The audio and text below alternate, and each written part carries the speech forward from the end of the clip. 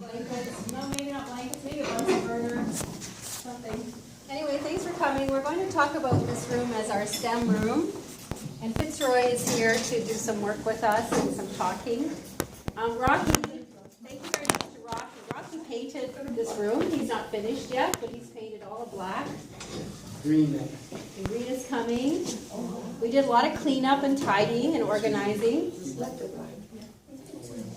Michelle has offered to take on a kind of managing collection of found items. So if you want to do a STEM activity, you don't always have to use the expensive materials, consumables. You know, a lot of STEM activities just come from using paper rolls and cardboard and found things in the environment. So Michelle is going to promise that she would take on helping us organize and store bins of things we can use that are found items, like milk cartons, yogurt containers, things like that. We can build a collection. So we'll have those things here when we want to do activities. Arts Junction is a great place.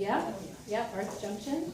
So we have a whole lot of great materials for working on science, technology, engineering, and math activities. We have screwdrivers, drills, and clamps, and goggles, tons of goggles. This room already had a whole lot of equipment, like even more goggles. That was already in here.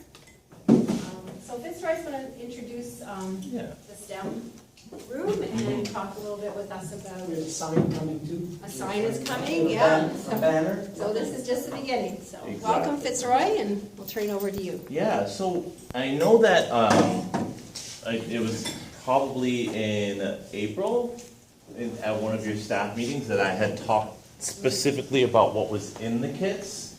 So I'm not going to run through all the things that are in the kits again, but I think really the point of everyone coming here today is just to say, hey, this is a space now that we can sort of make these things happen in. And if you're thinking, oh, you know, I have my students in my class and I have this idea for this project that I want to do, but it's going to be too messy or it's going to take too long or whatever, you have a space now that you could do that in. So whatever materials it is that you're using, we provided basically more resources for that. So yes, you can have your found items that you use, that you have the kids bring in to create and consider, but you also have items that the Model Schools has provided for you as well. And I know I did show a lot of this stuff before, but you have jinxed wood, you have glue, you have a lot of these, you have some of these ready-built materials, like you can have the students create cars and so forth with a lot of these ready-built materials that are here. If we're talking grade 7, 8, and we're talking cylinders and hydraulics, the materials are already here.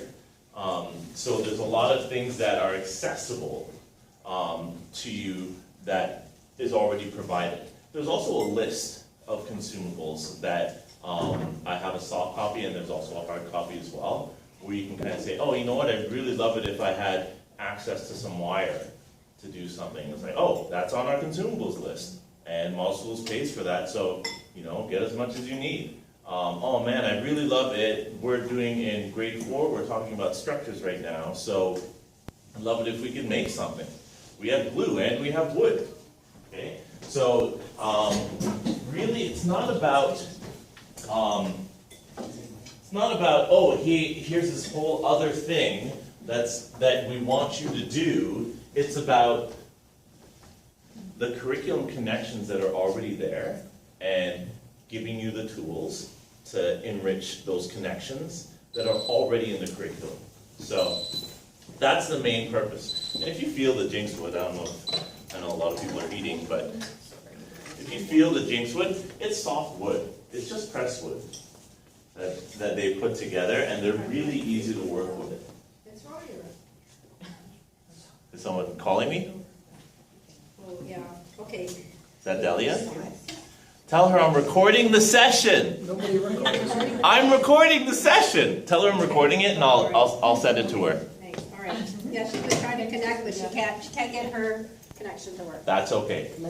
So, To sorry? watch it live? Yeah, so Or I was gonna put her on FaceTime, and then her face would be here, and then she could sort of participate in the discussion. And so everyone say, "Hi, Delia!" But anyway, so what happened instead was I'm recording it with my phone so that she can have a copy of it, so that we can all have this discussion as well. Because obviously accessibility is an issue. But the materials are here, and I've even brought down to her room some tubing so that she could explore hydraulics. Okay, so one of her kids made this in class, and it's just a little hydraulic crane that they made, right? Okay, which is great because, you know, she was going to Shoppers Drug Mart and like getting those syringes and stuff from there, and I was like, no, we have this stuff. You know, let's just use what we have here. There's tons of tubing. There's all of these cylinders that you can make use of. They still don't have the politically correct term for these cylinders. They still call them master and slave cylinders. But I like to say primary and secondary cylinders, or controlling and yes. So those are old terms, obviously. And even if you look through the documentation, it's really hard to find anything that doesn't refer to them that way. Please excuse the interruption. Minda and Godwill, if you're still in the school, could you please come to the office right away? Minda and Godwill. Thank you. But I think the point is that, you know what, we're teachers, we're dynamic, and we're creative.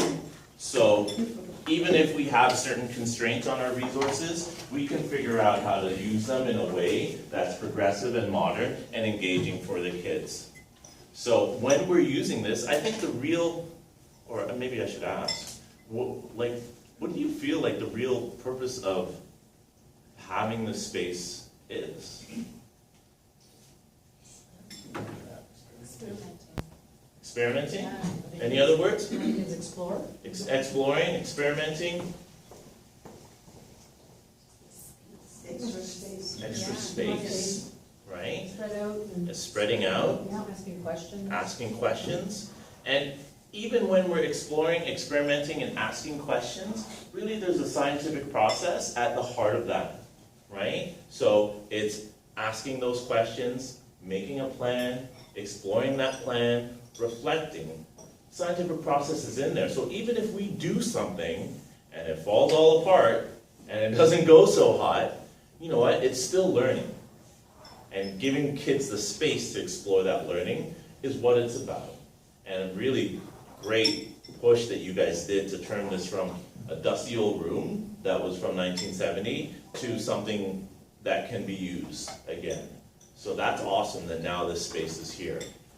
And so in addition to that, I'm here, I don't know, that most people see me regularly, at least once a week. I'm here for a half day. So if you're in this room with your kids and you're thinking, okay, well, what are we gonna do, or what's that gonna look like, or whatever, I totally can make myself available to work with you and support you. Even if it's just be at a station and make sure that these guys don't hot glue gun their hands together. Okay, like, it's as basic as that. And then we can sort of have those other conversations as people start to get more comfortable about how it ties into the curriculum. Because we want to look at those specific connections to see where it's at. And it is there. So this isn't like add-on stuff. This is enrichment stuff, where this is already in the curriculum, and now I have a bunch of resources that are given to make it work. So what's really nice is that when we look at the scientific method, there's lots of, you guys have already put up lots of things that we can sort of research and look into. Maybe we can take a few minutes just to sort of, you know, think about some ideas, some things that we might be able to do in this space.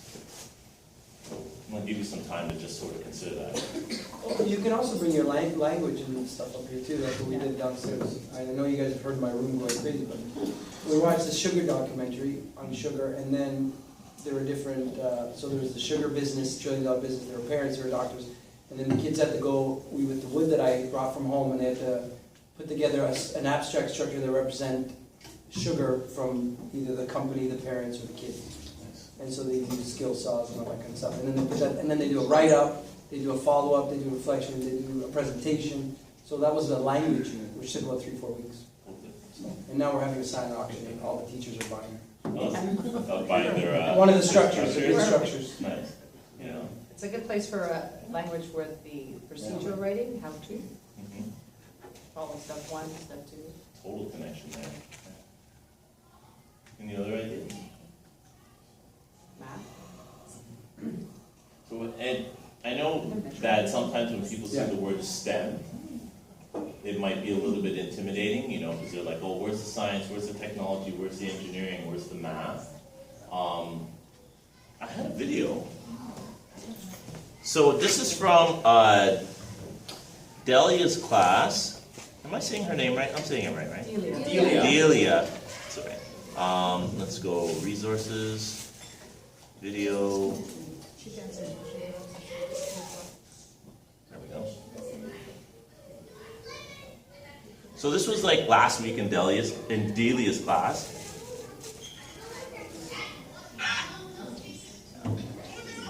Well, I can't make it any bigger.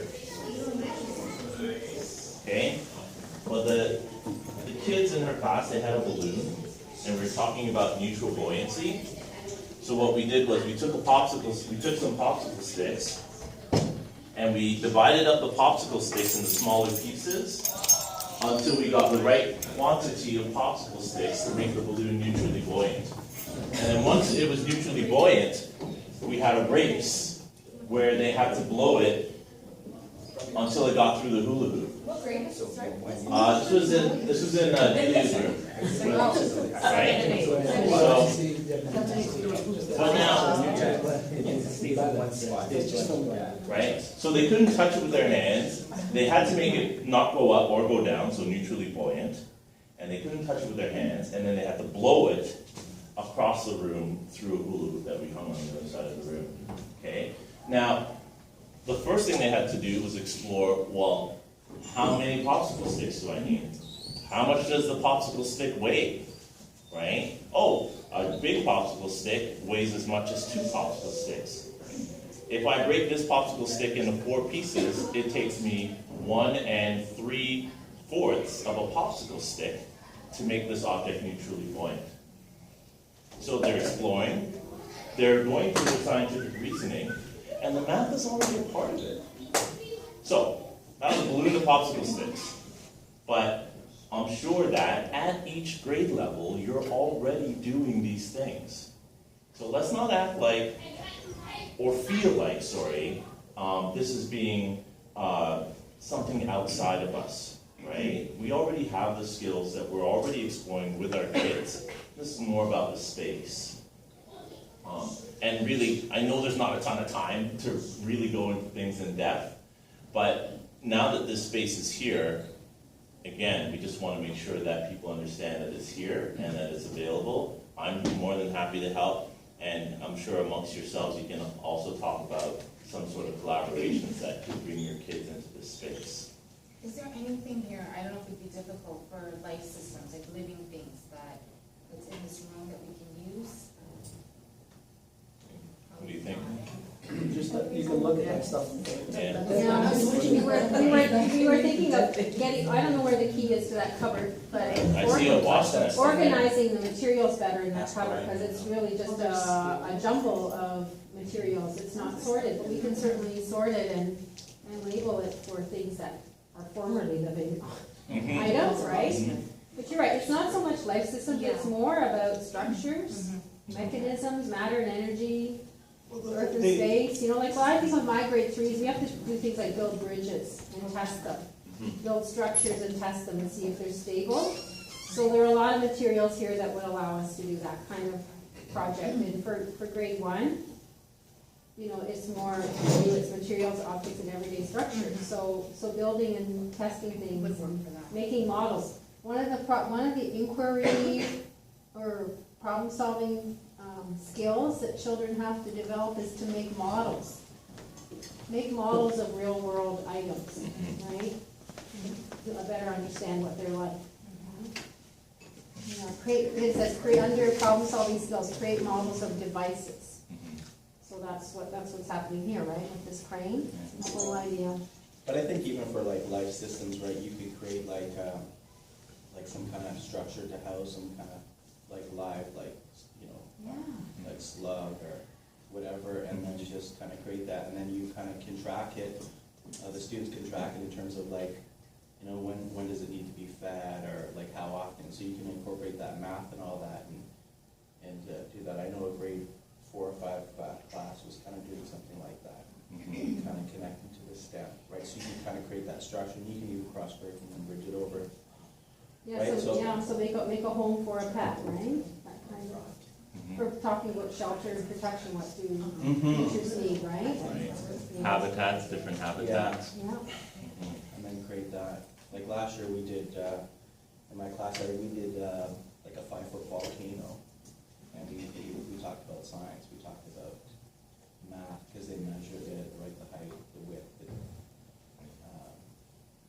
So even right now, I know Michelle and I, we're looking at like robotic kits, and we've already got some kits going, and, because we're gonna be talking about like electricity, conservation of energy.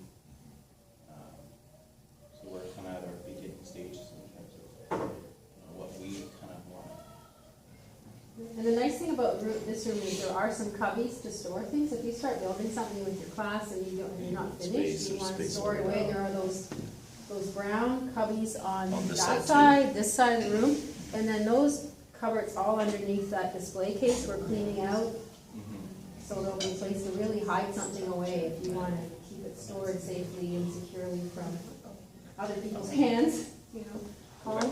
Is it age appropriate for kindergarten, this room?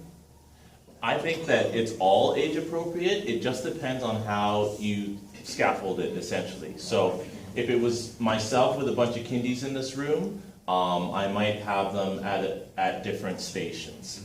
So one station would just be, because you get a set of dry erase boards. Okay. So one station would just be dry erase markers and a board for each group to work on their design. Another station may be the pieces of wood and just regular glue.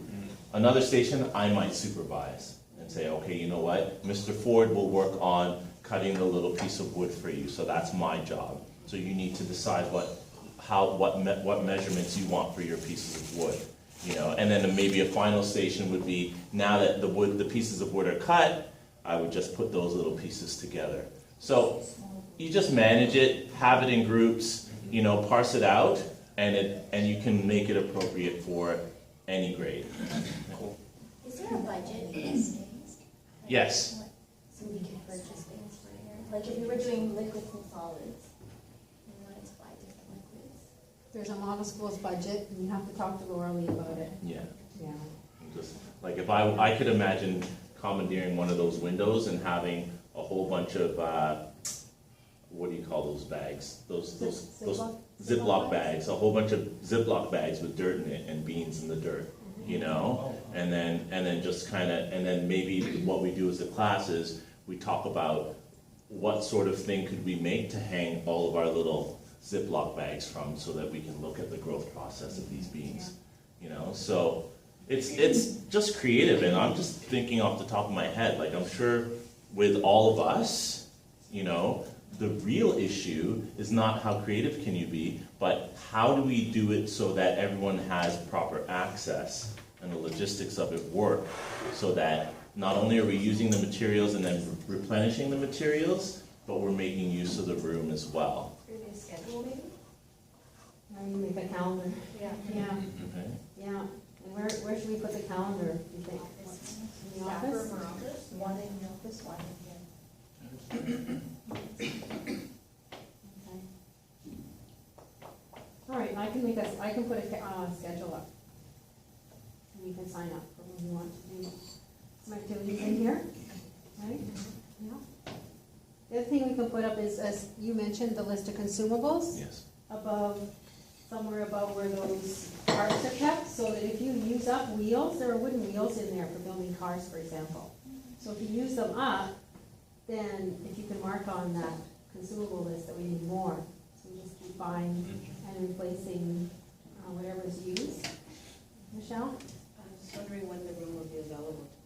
I'm gonna double check with Laura Lee, because she was kind of holding off, but I think that now that we've had our meeting, it should be time to start using the room. One more question, so will it be fair to say that I can start putting the posters up that we created?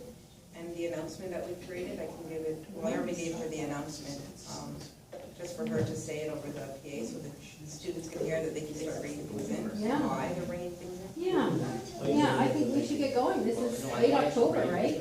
Yeah, we should get going. So I'll make a schedule, I'll put up a consumable list. You know what? Yeah, we already have some of those we've already created, maybe just forward. Nice, that's so nice of you, thank you. Yeah. And send me an email if you want my support as well. Michelle, and one more thing. I just have one more thing I wanted to share. Hold on a second. I'm just printing it in my room. Okay. It's this, actually Will is the one that made it. What did you do? Did you sign up? Or did you register for the thing in the newspaper? Oh, for the Toronto Star, yeah. Toronto Star. So I ordered, I guess I went on, I'm just printing the teacher guide for that, and then maybe we Okay, can so photocopy there's, it for everyone. I'm drawing a blank here, but like there was some STEM connection or like, I use Brain Pop and different things, but there was, the Toronto Star had like free resource, like pamphlets for like STEM and then also teachers resource. So I ordered, I think 2 packages. So they're 25 pamphlets each about like STEM. So I'll be glad to give you guys one each or a few resources. And then I think they come with a teacher's resource, which Michelle's printing off and all. I think just some ideas. I haven't looked at it yet, so I don't know exactly what that entails, but